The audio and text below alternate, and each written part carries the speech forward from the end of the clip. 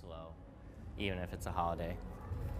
All right, well, it's awesome that some people decided to show up, and I'm thankful for that. So this is my first ever panel at SabotenCon, so a little nervous, but you know, get through it. All right, so my name's Kendall Cormany. I go by the handle PufferFizz online. I've been doing plastic modeling stuff since I was 12, so that's 10 years ago. So, you know, been doing a bunch of different things. I mean, this panel is going to be talking more about the Gunpla, but I've done tanks, planes, stuff like that. All the different varieties. No, not ships. I want to get into ships, but those are a beast. All right, so this presentation is split up into 3 categories. The green, so there's gonna be a dot on the bottom of the screen, and green means it's a beginner tip that I want everyone to know. Intermediate tip is for people that have done this before and want to get better, and the advanced tip is for people that really, really want to get better.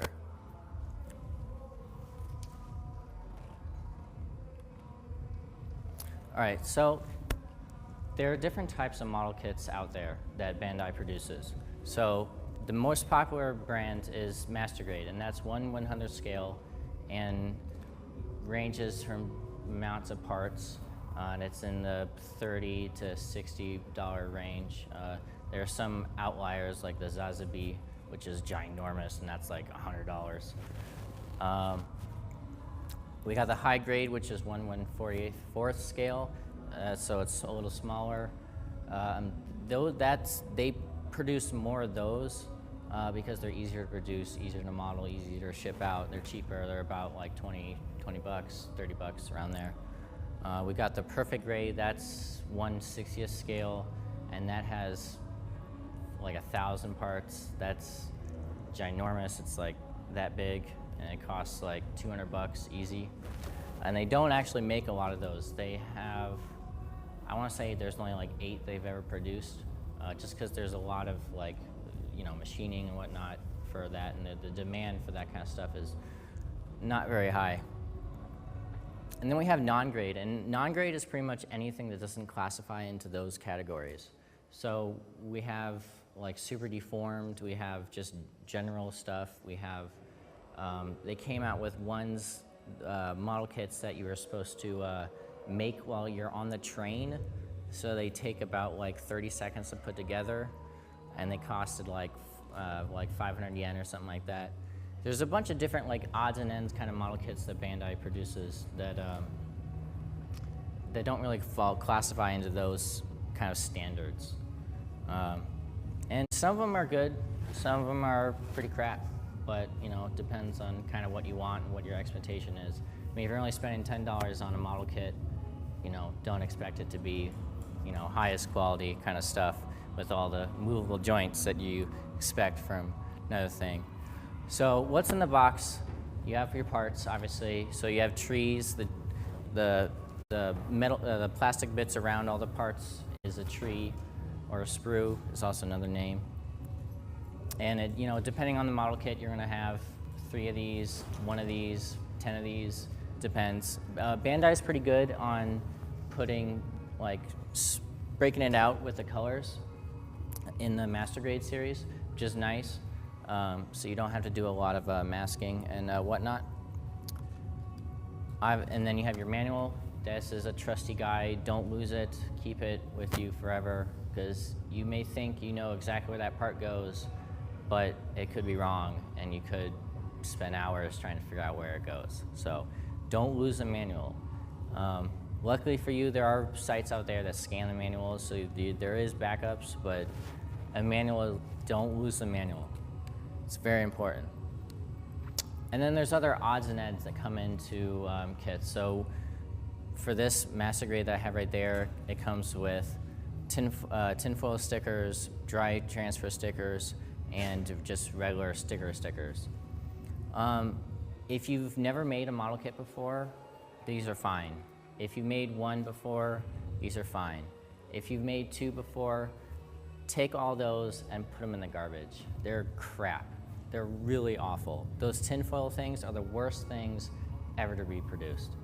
The dry transfers are all right, but you have to, if you slip while you're trying to rub it on the plastic, it'll screw it up, and you have to re-sand the part, do something else with it, you know, whatever, and it's ruined. The stickers, though nice that they have a lot of stickers, they cause a raised edge on the part, so they're very apparent that there's a sticker there, and they're stuck on by normal like sticker gooey stuff. So, you know, if one kind of like gets too hot, it'll melt off. It's just nasty. So I urge everyone to get away from these three things. Really, get away from these things. They're awful. All right, so basic tools that every modeler should have. Plastic clippers. Those are my pair. They're actually not that great, but they get the job done. So you need one that's like a straight edge that's going to cut nice and clean. Try to get a high quality one, because that way it'll be really sharp and it won't cause any damage to the plastic when you snip it. Number 11 hobby knife. Number 11 is the design of the blade that's right there. That's pretty standard for X-Acto, but the name of it is number 11. Just get a standard X-Acto blade, and it'll come with some blades with it. If you go on Amazon, they sell 100 blades for like 20 bucks, and that's what I did, and that's lasted me forever. I'll never have to, you know, go through another blade again. And speaking of blades, you should change them out about like every project you do, or even like 2 times a project, because the worst thing you want to have is a dull knife, and that's just going to cause accidents. You're going to cause, you know, you're going to slip because you're causing too much pressure, and you're going to cut yourself, and no one wants that. We got super glue. You know, you need to have it. I mean, it doesn't, you know, it doesn't melt plastic like the plastic cement does, which you also need, but it's great for everything else. Actually, that brand right there kind of sucks, but that was the one I had at the time when I took this picture. And then we have plastic cement, and I'm using the Mr. Hobby lemon type Mr. Cement, and it has like a kind of lemony flavor, and it has a applicator, so that top right there has a brush in it, so it goes down there, and you can dab it on. A lot of plastic cements come like that, or they come in the tube. I mean, it's all the same, but I like that because then I can actually apply it really precisely to where I need. Sanding paper, you know, get all the varieties of grits. Just, you know, go from 120, 240, 360, 480, 600, 800, 120, and then the 1500. Just get a variety of them. They all come in handy. Oops, dropped my mic. But make sure you get the one that's wet and dry. If you get the one that's just dry, it kind of disintegrates when you apply water onto it, and you apply water onto the sanding paper to keep dust from collecting. Because when you're sanding down the plastic, it's gonna particles and whatnot, and that's not so good stuff to breathe in. So you want to kind of keep that at bay, and so you put water on it, and it, you know, keeps it at bay. Masking tape. So if you're doing any painting or anything like that, you need a lot of masking tape. It's pretty cheap. That's the Tamiya's version, the yellow stuff. It's like $3-4 a roll. You can get the 3M's blue painter's tape. I feel like that's a little too tacky, almost, but it does work. It just comes in a really long roll, whereas the Tamiya's, they come in a nice size. Paint and thinner. This is the paints I use, Mr. Color, they're lacquer, and then I have a big bottle of thinner that I spent like 20 bucks on, and it's lasted me for like a year. There's the Tamiya's acrylics, there's Model Master's enamels, there's different varieties, and I can explain that a little later. Primer, sometimes I use Rust-Oleum. I have a Mr. Hobby primer that's in a jar, which is a liquid, and I airbrush it out. which is nice if I really want a nice smooth stuff. The Rust-Oleum is really nice for quick and easy, like I just need to prime something, but it gets a little gritty a little bit, so you kind of have to sand it down, which is kind of a bothersome, but you know, you're probably going to be sanding it anyways. So now more like advanced stuff you want to get into. So I had that's my compressor right there and my airbrush, and I brought those along if you want to check it out. That compressor actually is not very good. I should get a new one, but it does the job. It's a Pashish D500. I don't know if they still make them anymore, but I have seen them around. My airbrush that I have is the Iwata Eclipse CS, and that cost me about 120, I think. But the Iwata series, the Iwata brand, I'm sorry, is the brand to get. Like, they are the top of the line, #1 airbrush manufacturer in the world, and it's good. It's really good. I've tried other airbrushes, like the ones that have a cup like on the bottom and it goes up. Those are pretty awful. I say that because when it sucks the paint up, it leaves a lot of residue on the bottom, whereas this top feed, it just goes straight down into the needle and sprays out. So you don't waste a lot of paint with the top feed models. So I highly recommend, if you're gonna get an airbrush, even if it's a not very top of the line one, get the top feed. Metal files, they are really useful. They're pretty dangerous to use because they are metal and they can go through plastic really easy. But you can pick them up at hobby stores for like $1. I have a few varieties, like one that's circle and one that's flat. But yeah, they come in handy for stuff that you really need to like dig into. And then there's some other stuff that every hobbyist needs, like a pin vise if you want to drill stuff in. You can get a little handheld drill, like a really small one. That can also work, but I like the pin vise because you have a little more control and you don't like accidentally just go right through the model, which I've done several times, and that has caused a lot of headaches. Tweezers, get some tweezers, different shapes and sizes, get little things that you may drop or, you know, hold the part just so slightly to get it into place and whatnot. Epoxy putty, that's a two-part putty that you get 2 parts, you mix them together, and in 6 hours it comes a rock. So I use that to fill in some stuff, like really like big areas that I need to fill in. And it's good to sand, carve, whatnot. It's really nice stuff. So you get, and that stuff lasts forever. So you can get one and it'll last you for 2 years plus.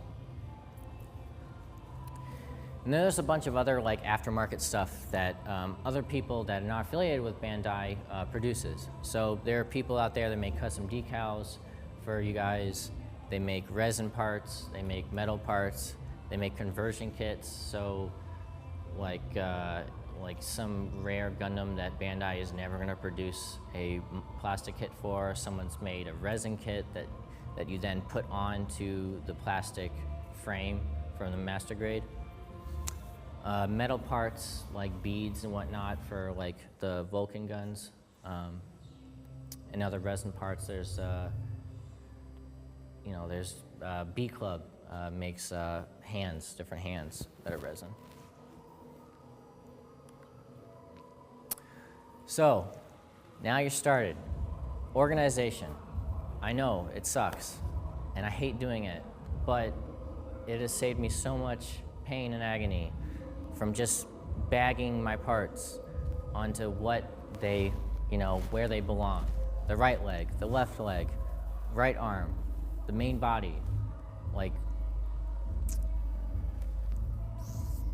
the parts are really good. Usually they're really good with, not being ambiguous where 2 different parts can fit in the same thing. But sometimes that happens with the left and right arm things. So that's really important to keep separated. And it's just like, you don't want to lose parts. If you have the baggies, you know exactly where it is. You know you can grab it and paint it and whatnot. Some people then go into breaking it down into colors. So like the left arm, these are all the white parts, these are all the red parts. And that's fine too, but I have a pretty good memory and knowledge of what I'm doing when I'm painting it, so I kind of can remember what parts like get on what color. But yeah, just especially for me, because I drop stuff all the time. I'll have questions at the end. Sorry, it's all right. Yeah, I drop stuff all the time, and then I lose it, and it takes forever for me to find it.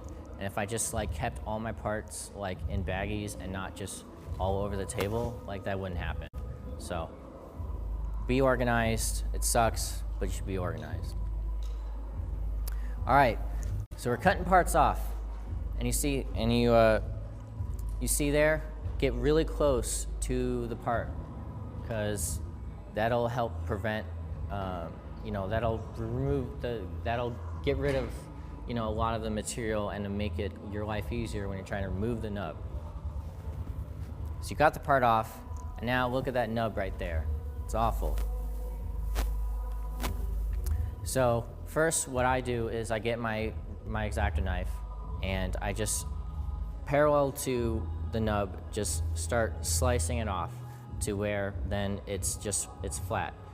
It may not be perfect, but it's close enough to the surface around it.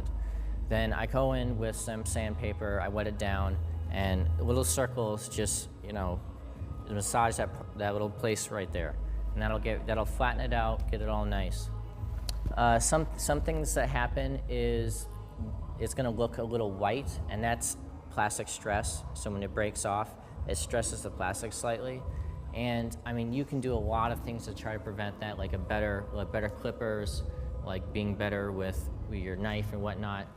But at the end of the day, like that stuff could happen during shipping and whatnot. And really, the best solution to get rid of that is to paint it. And a lot of people don't like that because they don't want to get into painting yet. But if you want to get rid of that white mark that sometimes shows up, that's what you got to do, unfortunately. And then part lines. So the models are made with machine. I'm sorry, can you try that other mic? I can't really hear you over the Really? explosion. Okay. Is this better? Yeah. If it's on. Hey? Okay. There we go. All right. Is there interference? No? All right, cool. I'm sorry. I thought there would be interference. All right, so when the machine makes the molds or makes the parts, they smashes it like this. So it's two parts. So you're gonna find that there's part lines on some of the parts. And basically, the best way I do it is I just put my hobby knife parallel to, perpendicular. I screwed that one up. And just do sweeping motions like that. And that'll kind of that'll bring down the higher edge of the part to the lower edge, so it'll be flat. And then go back in with sandpaper and just smooth it out, because your blade, even if it's really sharp, even if it's really nice, it's gonna leave little marks just because that's what blades do.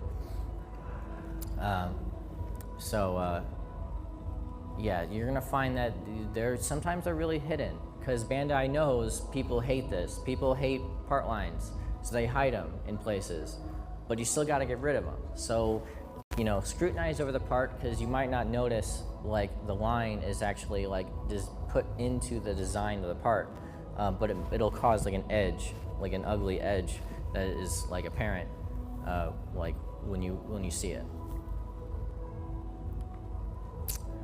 So gap filling. So when you put two parts together, they may not be perfect. So basically, I mean, there's lots of different things you can do.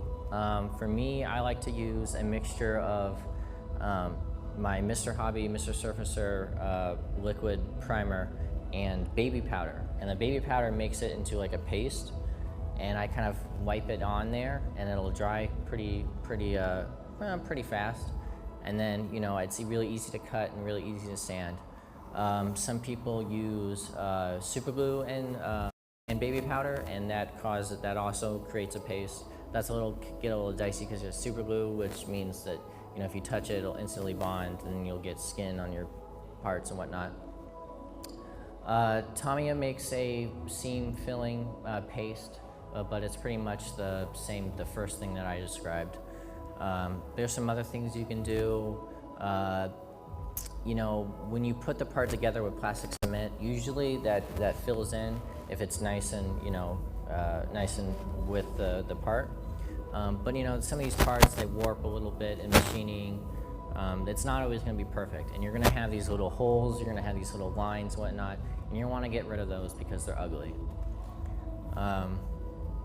So that's the best way I do it. Sometimes it takes more than one pass. Like you'll put a paste down, you'll shave it off, you'll sand it, and then you'll prime it again, and then you'll see, oh, there's still a little bit of line there, and you have to do it again. But you know, it pays off in the end because you get a nice smooth surface and you don't have any line that's breaking up. All right, so I use what's called alligator clips and bamboo sticks. So they're alligator clips. They're little kind of like they look like alligator mouths, and they use them in like electronics to like hold wires and whatnot. But I buy them in the bunches and I glue them onto bamboo sticks, and that's how I can hold a part without actually holding the part. But some parts, like this one right there, they don't, like, there's nowhere to grab it. So like it slides into something, therefore it's smooth right there. So what I do is I have just regular plastic rods, small plastic rods, and I cut little sections off and I glue it onto just a smooth surface right there. And it's gonna hold, and you can't actually like use that part until you're done. So that's something you gotta be careful about, that if you're trying to like test fit something, you can't do this because you're gonna have to remove that peg that you made. But since it's a flat surface and you're using super glue, you can easily just take your knife and cut it off, and no damage, and you know, maybe a little sanding, but that'll be it. So yeah, that's really good for like parts that like you just can't grab, and you want to be able to grab the part like nice and firm, because I've you know, numerous times I've been spraying a part, and I mean there's some significant pressure coming out from the airbrush, and the part just like flies off, and that gets like on the ground and it gets dirty, and it's not ruined, but I have to then go back in, sand it all down, start over on that part, and that's no fun. All right, so other things you can do is what's called scratch building. That's pretty much exactly what it sounds. You build something from scratch. There are many companies out there that provide kind of just like little little odds and ends type of things. So like booster packs or little like raised edges and whatnot. And you can use those to modify a part. You can glue them on and make it look cool. You know, however you want to do it. It's your model. Do whatever. I don't care. Or you know, you can use that epoxy putty stuff that I was talking about earlier, and you can use that to create something and then carve into it, and that can create a part. Yeah, there's you know, once you get really good and you start building up a scratch building like stockpile of just like spare parts and spare junk that you're never going to use, you can be really creative with the kind of things you can make. You know, guns, accessories, whatnot. Really, you can do whatever you want. All right. So remember when I said that there was metal parts out there? Well, these are metal beads. So the Vulcan guns in the RX-78-2's head are nice, but they're not that nice. So I decided, I do this on, I did them on 2 of those over there. I just carve it out. With my hobby knife, I start carving a little bit into it, and then I use my pin vise to drill like a hole in there. And then I put these little metal beads, and you can get these metal beads online and whatnot. And they look like the Vulcan guns, except for they're metal and they're shiny and they're nice, and they're nice. They look better than the plastic ones, so I replace them. And I mean, it is an advanced kind of thing to do because you can really screw it up, and cause a lot of damage.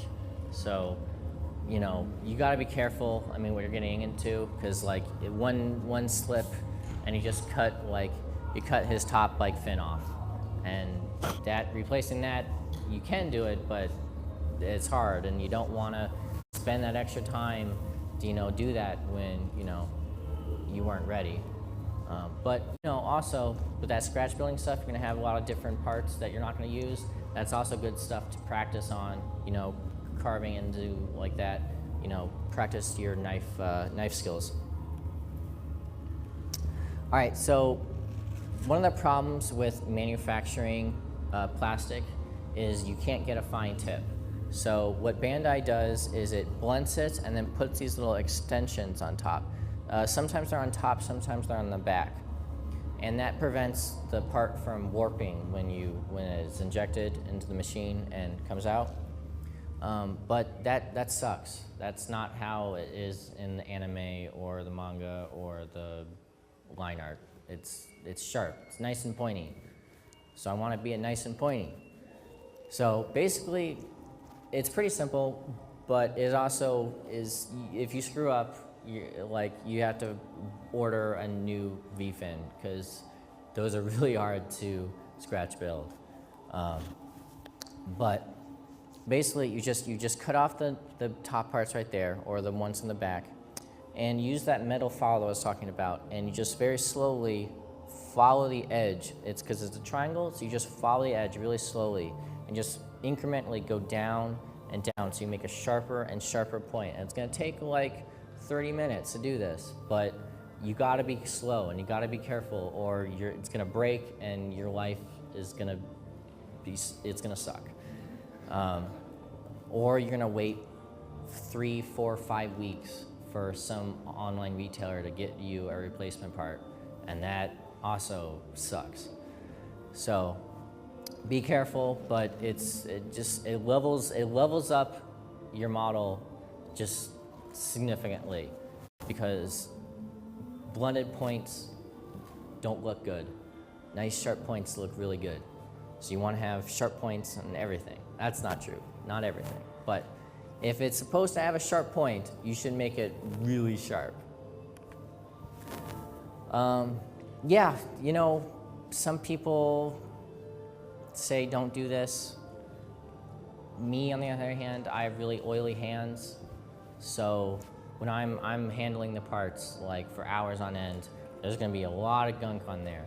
I mean, the primers I use, the lacquer primers I use are pretty strong, but there's also going to be gunk in there. Like when you're sanding, you're going to get shavings and whatnot. There could be, you know, whatever is in there.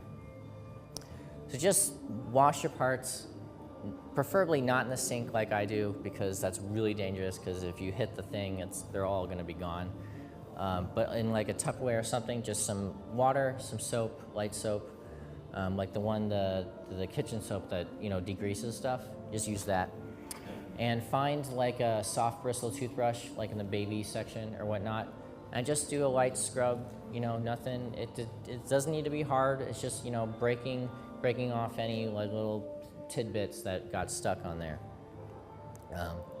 Then dry them off. You're probably going to want to let them sit overnight, because even if you think you've dried them off completely, there may be some water like in between some sections or whatnot, and yeah, that's no good if you're doing airbrushing stuff, because then that just pops out and ruins your paint. So yeah, let them sit overnight. Make sure they're really dry. No water. All right. So now we're getting into painting stuff, and this is the Bible. This is the order. You can skip some of these steps, but this is the order that you have to take if you're going to paint your model. So you start with the plastic. So you do whatever you want to the plastic. You sharpen it. You add stuff. You whatever. Then you prime it. Then you check over the parts with the primer, because the primer is gray, and that's going to make, well, there's some white primers too. But the gray is going to highlight defects in the plastic, and so you're going to go over all the parts, check them over. If there's errors, fix them, reprime. So now we go on to paint. And like I was saying with the white primer, if you're doing like a red, yellow, or really bright color, the red and the yellow are the worst. If you do a white primer first, they're gonna look really nice and vibrant. If you do the gray, they're gonna look a little matte. I mean, you may want that for the color that you want, for the design you want, I mean, you know, whatever, but if you really want, like the RX-72 right there, that's really bright red, like really bright red, like that is white primer, white paint, and then red. Like, it is white before I put the red on there, and it makes the red pop. Because the red and the yellow, I don't know what it is, but they always seem slightly opaque, and they always take on the color that's underneath it. And that's just kind of how it is with lighter colors. But anyways, I digress. So you paint the model now. So, you know, you either spray paint it, you either airbrush it, you hand paint it, whatever. This is the stage where you put the color on the model. Now you want to coat that with a clear gloss lacquer. Now, this is important because all the steps after this require a glossy, smooth surface. So, for example, the decals, if it's on a flat surface, they're gonna not stick properly. They're gonna look really weird. They're gonna be bad. So, it needs to be nice and glossy and smooth. For panel lining, also want to be really glossy. For weathering, actually, depending on what you're doing, glossy is fine. If you're doing kind of like dust kind of stuff, maybe a matte kind of makes it stick a little bit. So that's, you know, you might want to play with that, you know, whatever you're trying to do. But it's also important to encase each of your sections. So if you do the decals first, you want to encase that before you do any of the weathering. Because if you do the weathering on the decal layer, your weathering can affect the decals. Now, maybe that's what you want, or maybe that's not what you want. So that's just, you've got to be careful with that. If you're gonna, you know, do weathering on your decals, the decals are gonna get screwed up. So if you don't want that, make sure you put on a nice clear coat on there.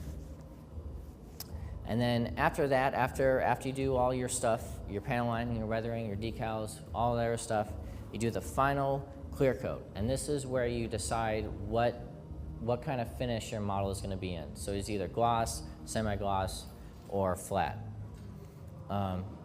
So you don't, like, if you know your model is going to be flat, this is the only part where it actually becomes flat. So it's going to look kind of weird if you're kind of imagining it being flat, but you're working on a glossy surface. You're kind of going to feel a little weirded out because it's like that's not what you want. But you just got to trust yourself that when you put the flat coat on, it's going to be all nice. So, but yeah, if you're doing flat or semi, it's, you know, you wait all the way till the end to put that on. So going back to the paint stuff, so a lacquer is the strongest type of paint, and that will erode enamel and acrylic.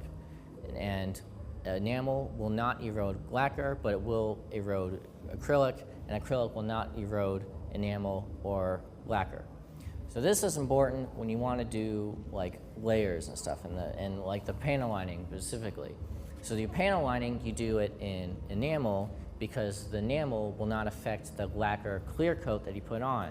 So now I'll have a panel lining thing in a moment, but you can put on the enamel on, and you can take the enamel all off, and it won't affect any of the stuff underneath it because the lacquer is stronger than the enamel.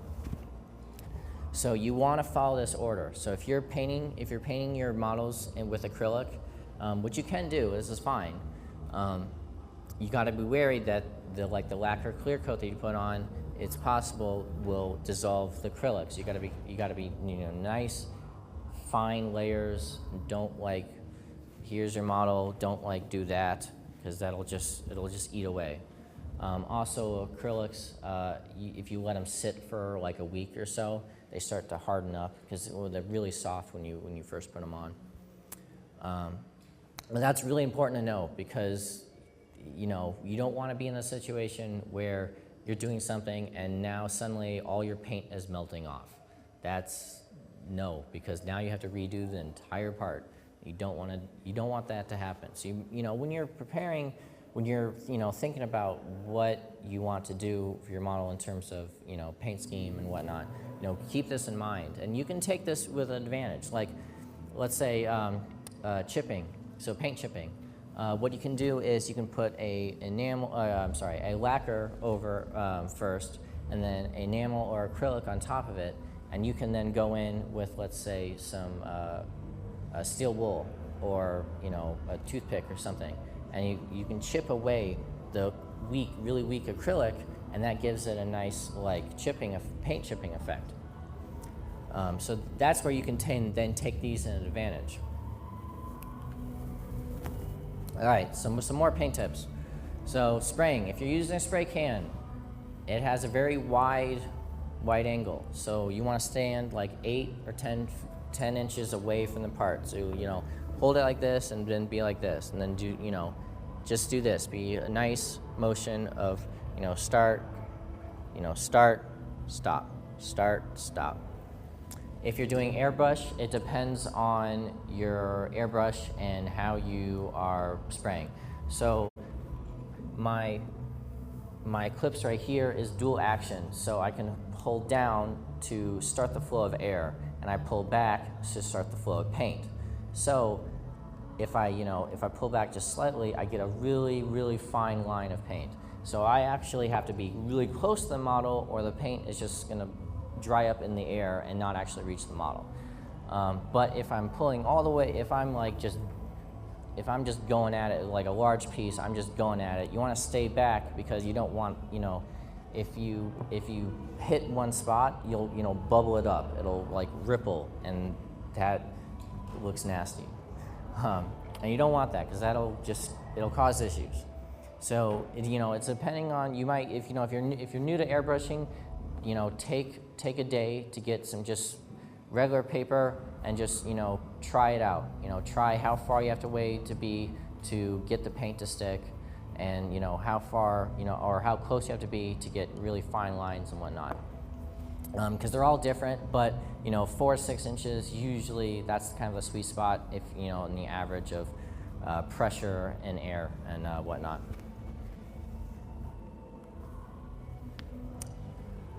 All right, so if you're mixing paints, mix them beforehand. Don't try and like paintbrushes, don't try and mix paint on the model. Don't do that. And also don't try to mix paint in this cap thing. I know it seems tempting, but the problem is that paint, whatever first thing you put in there is gonna be what's on the needle head.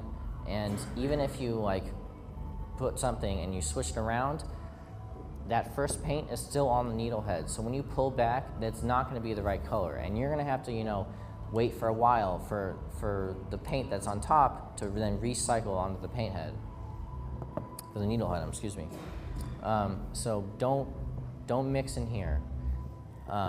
So aluminum foil, I keep aluminum foil out. It's nice. Nothing hurts it. It's aluminum foil, and you can put it out all over your desk, just right there, and you can just dab paint and just go at it, just mix, and then then get your part and paint it on. Or I use spare bottles. So the paint bottles I was showing you before, when I'm done with them, I save them. So I clean them out with thinner, and then I save them. So when I'm doing a big project that needs the middle one right there, the tan for that, I needed a lot of tan, so I just I mixed a whole bottle of paint.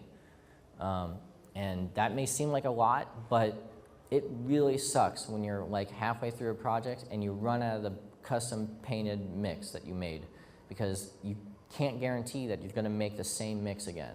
And even the manuals I was talking about before, they have a color ratio kind of thing on the back, which is kind of helpful, but it says you have 10% white and 40% yellow. That's junk.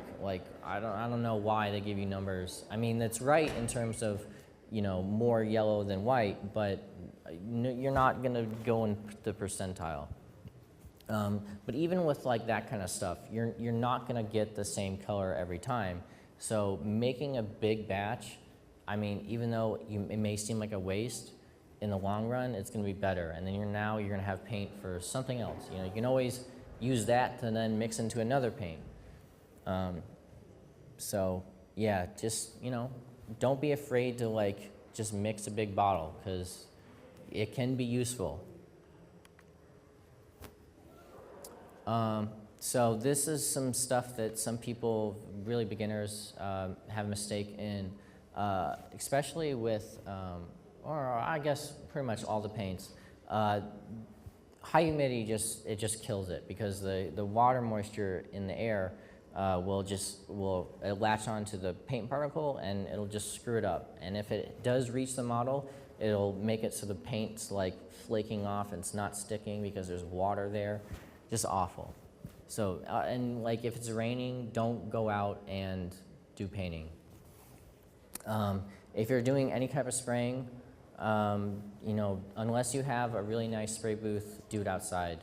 Like, I know it's hot outside, and you know, this weekend I was working on some stuff and I was just sweating, you know, just dripping. But if I was to do this inside, I'd be dead, because lacquer it's toxic. I mean,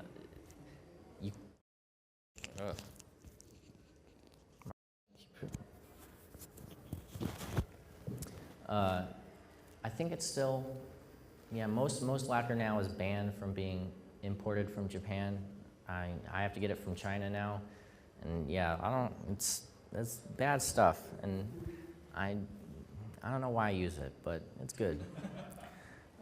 So yeah, I've seen some people may see there's a series. I can't remember the name, but it's a Japanese model series, and they're about an hour long. And they have like expert modelers there, and they're usually pretty good, except for the people that spray lacquer indoors with no ventilation and no mics on your shirt. And then he lights up a cigarette right afterwards. That's great for your lungs. Just keep that coming, because that'll you know, when you hit 40, that'll just, you know, golden years right there. Don't spray indoors. Like if you build a custom ventilation system, all right, but until you have that, don't spray indoors. I mean, even no, not even spray cans. Even if you have a really nice setup, the spray cans, because they're so wide, it can cause a lot of, you know, stuff in the air. So always spray outdoors. And even when hand painting, the Tamiya's acrylics they're not toxic, but you know, there's a vapor to it. So just, you know, don't be in like a little box with no air intake and you're just huffing that stuff, because you're gonna feel really lightheaded real fast, and then you'll pass out, and then that's no fun. So, you know, have the ceiling fan on, you know, keep a window open, or just be in a room that's large, you know, be smart about it. Think. All right, so now, you know, we've learned a little bit about painting. Now, if you want to mask something, the best way is just put tape on a cutting mat and cut it up into little slices and then place it on the model. Try and get, like if it's a long line, try and like get the whole line and don't break it up, because the breaks, that sometimes can cause bleeding. So if it can be like one smooth line, then that's the best. Don't be afraid to add more tape. Like your time, I mean, the tape is so cheap compared to your time and the amount of time it's going to take to fix an error that you made because you thought you were going to save tape by, you know, not wrapping it in one spot. Like, don't just wrap it. Just put tape on it. You know, even like put tape on a piece of paper and then like tape it around. So you have like a nice like big like hood thing. Just like go overboard. Like tape. It's really cheap. Fixing, like going back and fixing a painting mistake is a lot more expensive, and it's a lot more hassle than just spending a few extra minutes putting more tape on. So like that's the bazooka over there, just taped up. So yeah, lots of tape. All right, so panel lining. So like I said before, you put the lacquer coat on, and then you're going to put a enamel on there, and that's going to be your panel lining. So for this right here, it's just black, straight black, and it's kind of messy. You just dab it on, but that's the joy of these paint layers. Is now I just used a Q-tip with some enamel thinner on it, and boom, it's gone. And the parts and the indentation where I put the black stays because it's recessed into the plastic. So when I swipe it, it stays, and bam, instant dark lines. There are what's called Gundam Markers, and those are basically the exact same thing except for it's an enamel pen, and those are nice. I don't use them because I like doing it with a brush and doing it this way, but a lot of people do like the Gundam Markers. You can get those on Amazon.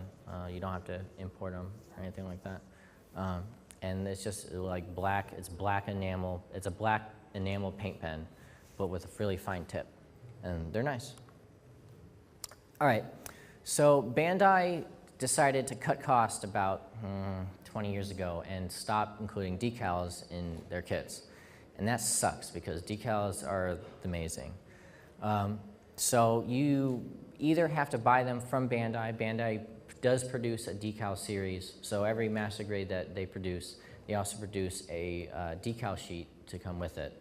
Well, I mean, you have to buy it separately, but it's the same. It's like it's the same thing as you get in like the stickers in the box, but with decals. I use a guy, a graphics designer in Hong Kong called Samuel Decal, and he makes decal sheets by the dozens, and it's pretty cheap, and it's nice, high quality stuff, so I get from him. But it doesn't matter. I really like decals, and it's the only way to go. It's the only way to go. Yep.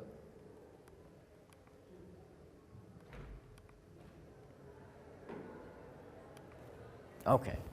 All right, so that is pretty much, that's all the tips I have for today. But, just want to leave you off with, a lot of people get frustrated because they think their Gundams suck, they think their models suck, and they do. But that's not the point. The point is you did it, and you're going to get better because you did it. And, there was one time about 6 years ago, I made a Armored Core kit, and I didn't like some of the paint jobs, so I took a bunch of parts and I put them in paint thinner because I didn't know any better. That melted. When I looked into it, like a few hours later, it was just a glob of plastic, and that was really frustrating. And I wanted to quit, but I learned not to do that ever again. So they're like, think about Bob Ross. I know this is completely different, but there's happy accidents. You're gonna drop a part and it's gonna break, and you're gonna be like, well, crap. I guess I'm gonna put this on the shelf and never touch it again. But if you take the trouble to try and scratch build it, you just leveled up your modeling skill tenfold, just because you didn't give up. And I know it's really cliche, for me to say, don't give up on your dreams, or stuff like that. But you're not gonna get better by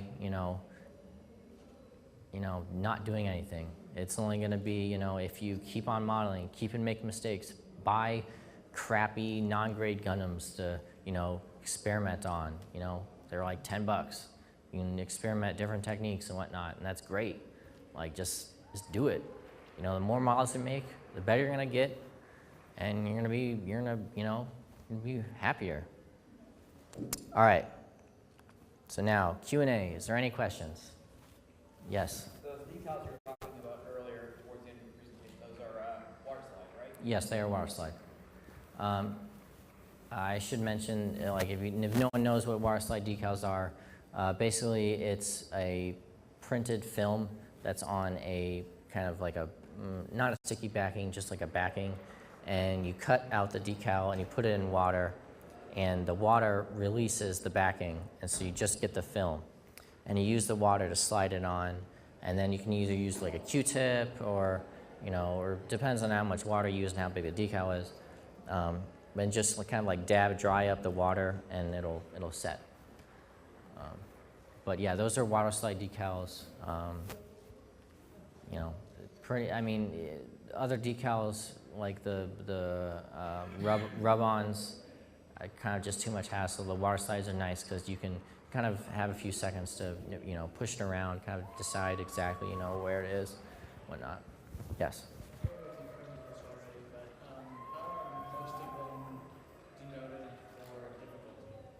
In terms of building? Yeah. Okay. Yeah, I did cover a little bit in the beginning. So there's master grade, high grade, perfect grade, and non-grade. Non-grade doesn't have a skill level because it is anything that's not in the other three categories.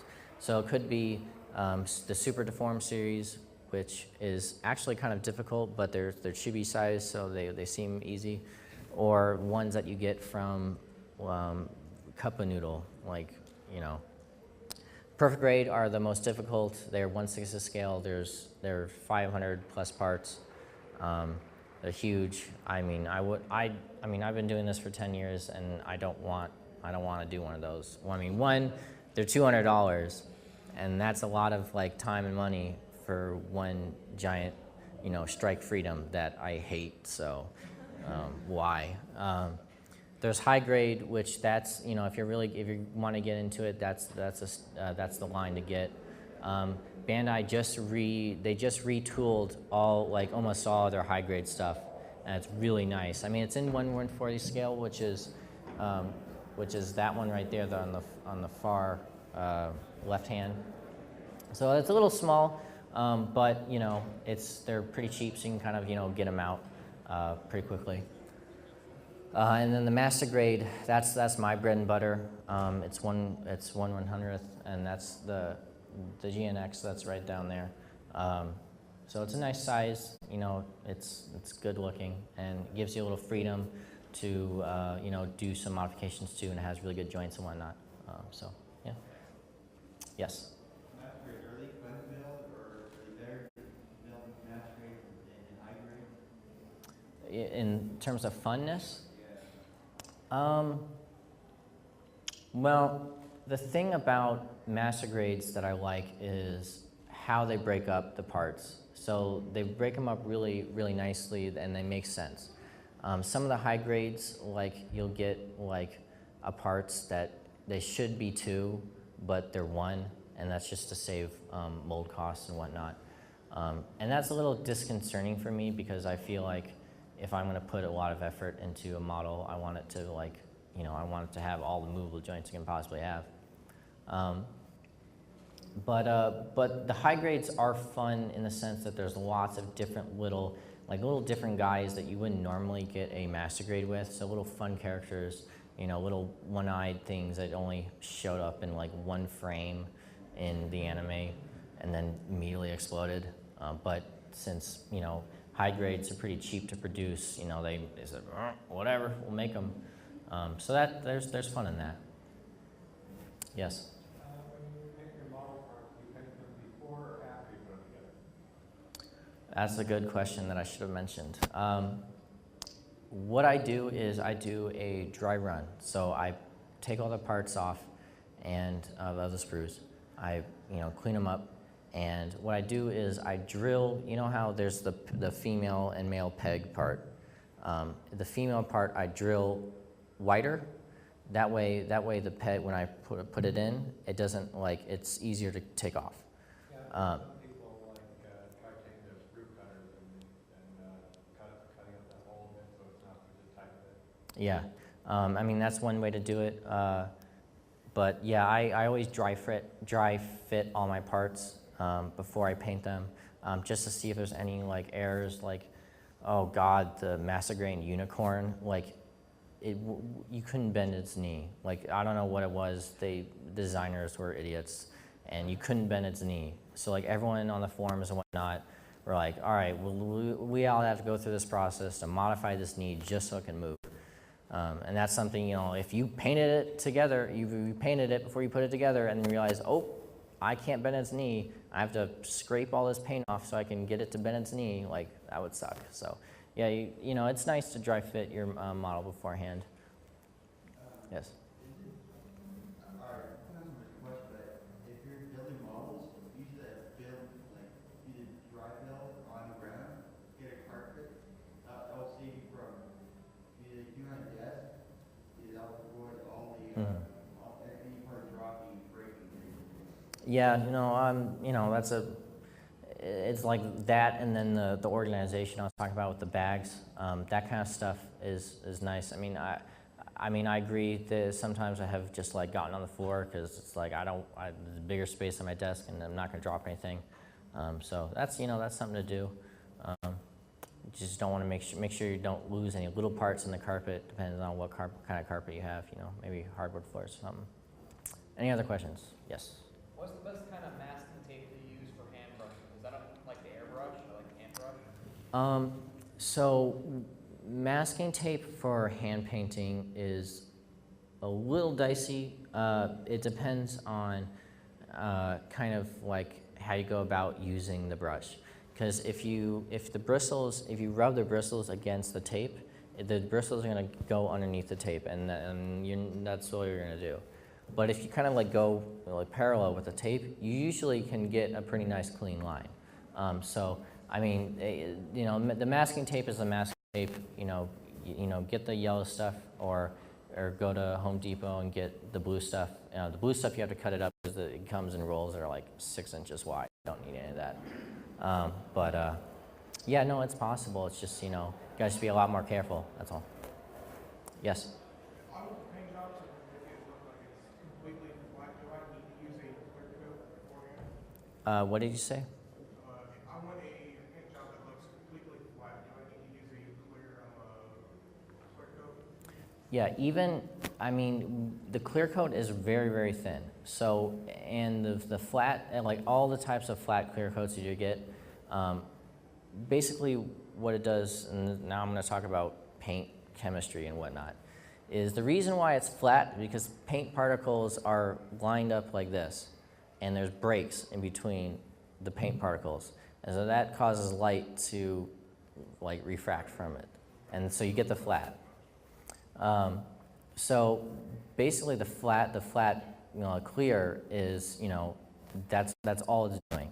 So so even if like I've like the GNX, I put a lot of clear on that, and I was surprised how flat I got after just one coat of flat.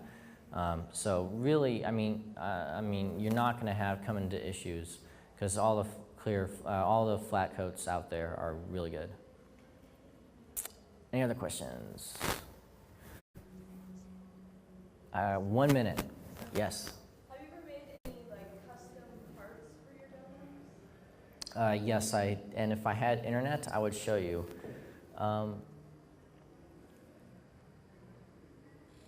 Actually, I made an entire Hatsune Miku figure, and I molded it and casted it and painted it, and sculpted it. Oh, well, I sculpted it, molded it, casted it, painted it. What'd you cast it with? Urethane resin. So it's a 2-part liquid that you put it together, and then 30 seconds later, it starts getting really hot. And then suddenly it's hard. No, I'm not going to get anything on there. But I have contact, so you can have, that's my email. I'm putting this video up on YouTube like in a week from now whenever I get around to processing it. If you go to my website, pufferfizz.net, there's a blog thing, and the blog is actually just goes to pufferfizz.xblog.jp, and that has my model blog on there, and there's a bunch of other stuff. Yeah, no, I've done some nice custom weapon stuff. That's nice, but that's in storage because I live in an apartment, and it sucks. Like these models, like when I'm done, they go straight in a box. It sucks. Well, no, I finished a Abrams M1A2, and it's in Hobby Depot on the Hobby Depot location on Southern and Rural. Yeah, Southern Rural, that's where Hobby Depot is. Yeah, so I have a model in there, which is nice, so people can actually appreciate it. Because if it wasn't in there, it'd be in a box, gathering dust. All right, unless someone is coming in, I can answer more questions, and you can come up and look. No touching, obviously. The middle one, like the joints, are really awful. So if it does fall over, I'm not gonna blame anyone, because it's crap. But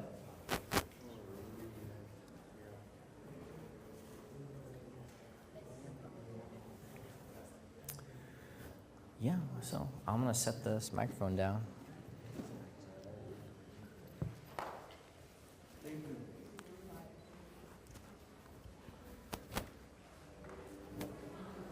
So the line filler was baby powder and what?